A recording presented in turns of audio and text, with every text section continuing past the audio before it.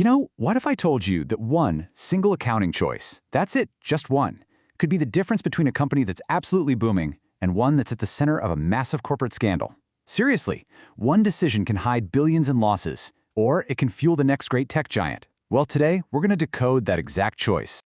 All right, so let's just start with a simple question. Think about it. Is buying a brand new factory the same as paying your monthly electricity bill? Now, for most of us, it kind of feels the same, right? It's just money going out the door. But in the world of finance, for any serious investor, they're not even in the same ballpark. We're talking two completely different universes. And look, this isn't just some boring detail for the accountants tucked away in a back room. No way. This distinction, it literally reveals a company's entire game plan, its financial health, and yeah, even its honesty. So what's the big deal, you ask?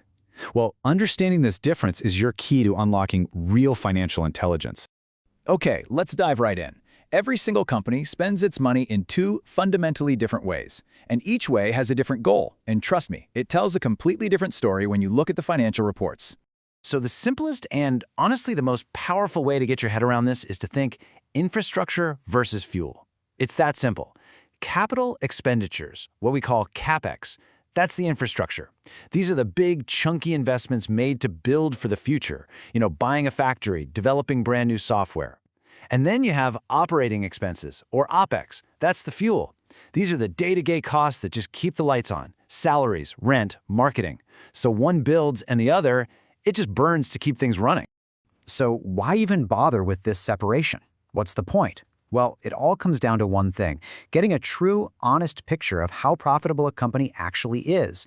And to do that, accountants rely on this really elegant idea called the matching principle.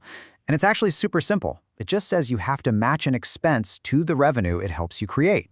So think about it. Your electricity bill helps you make sales this month, right? So you expense it this month. But that shiny new factory, that's going to help you make sales for, say, 20 years. So its cost has to be spread out over those same 20 years. It just makes sense. This table here really lays it all out nice and clear. Just look at the duration of the benefit. For CapEx, it's long-term, more than a year. OpEx, poof, it's used up really fast. Now look at the intent. CapEx is all about investing in future capacity, while OpEx is just about maintaining what you have today. But that last line, that's the really crucial one. One becomes a valuable asset on your books, and the other is an immediate hit right to your profit. So if you remember one thing, remember this. CapEx is like planting a tree, and OpEx is buying the water to keep it alive today. All right, now let's actually follow the money and see how this plays out in the real world. Let's trace how labeling $1 million purchase as CapEx instead of OpEx completely changes the picture that investors see. So, a capital purchase goes on this really cool three-step journey. First, obviously, the cash gets spent. But, and here's the magic trick, it doesn't immediately hammer your profits, not at all. Instead, it gets capitalized. It becomes an asset on the balance sheet. And then, and only then, its cost is slowly sort of dripped out as an expense we call depreciation, year after year. Okay, so this is the crucial point right here. Let's say you buy a $10 million machine, and it's got a useful life of 10 years. You don't just report a massive $10 million loss in year one. Nope. Instead, you report a $1 million depreciation expense each year for a decade. See? You're perfectly matching the cost of the machine to the years it's actually out there making you money. That's what honest accounting looks like. And this chart, this perfectly illustrates the two totally different paths that a dollar can take. OpEx is like a direct punch to the gut of your income statement. It immediately lowers your profit. But CapEx, that shows up on the balance sheet as a shiny new asset and only gently trickles onto the income statement over time. It's really the difference between a sudden shock and a slow, predictable burn. Now, this distinction we've been talking about, it isn't just some dusty old rule. It's a pillar of financial integrity. And when that pillar is deliberately broken, the entire structure can come crashing down. And there is no better or, frankly, more shocking example of this than the infamous WorldCom scandal. Okay, so picture this. It's the early 2000s, and WorldCom is a Wall Street darling. Everyone loves them. The pressure to keep profits soaring was absolutely immense. But behind the scenes, a different story was unfolding. Their day-to-day costs were just skyrocketing, especially the fees they had to pay to use other companies' phone networks. These things called line costs were a classic, textbook operating expense. So what did management do? They committed a breathtakingly simple but utterly devastating act of fraud. They took these routine, recurring costs, the very definition of OpEx, and they just relabeled them. That's it. They told their accountants to book them as long-term capital investments. I mean, it was literally like pretending you were building a house when you were actually just paying your monthly rent. And the scale of this deception, it's just mind-boggling. In just 5 quarters, a little over a year, they took over $3.8 billion of normal, everyday operating costs and illegally hid them on the balance sheet. They basically made them vanish from the income statement, the one part of the books that Wall Street was watching like a hawk. So what was the result? This one simple accounting lie turned a massive real-world loss into a shiny reported profit of $1.38 billion. They completely fabricated their financial reality. And of course, it all came crashing down, leading to one of the largest bankruptcies in U.S. history. It's just such a powerful lesson.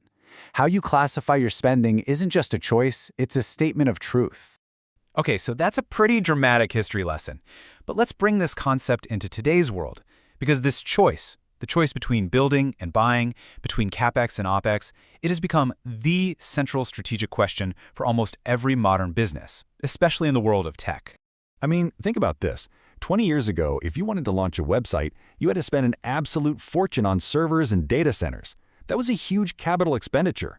But today, you just subscribe to Amazon Web Services or Microsoft Azure and pay a monthly fee. That's pure OpEx. It's exactly like the difference between buying a car versus just calling an Uber when you need one. You've shifted from a heavy, upfront CapEx model to a super flexible OpEx model. And this shift, this OpExification of everything, it has massive advantages. For starters, it lets companies be incredibly agile. They can scale up or down almost instantly. It also preserves all that precious cash that they can now use for other things, like inventing new products or hiring great people. Plus, you transfer the risk of your expensive tech becoming obsolete over to the cloud provider. It's their problem now, not yours. It's an absolutely powerful, game-changing strategic shift. So at the end of the day, what does this all mean for you? Well, when you look at a company's financial reports now, that ratio of CapEx to OpEx is going to tell you a really rich story. It shows you if they're busy planting seeds for the distant future or if they're totally focused on just winning the battle today. It literally reveals their entire philosophy on growth and risk. So the next time you look at a company, please don't just stop at the headline profit number. Ask the deeper question that you're now equipped to answer. The balance, that balance between what they invest for tomorrow and what they're spending to get through today, that's where the real story lies. And now, you know exactly how to read it.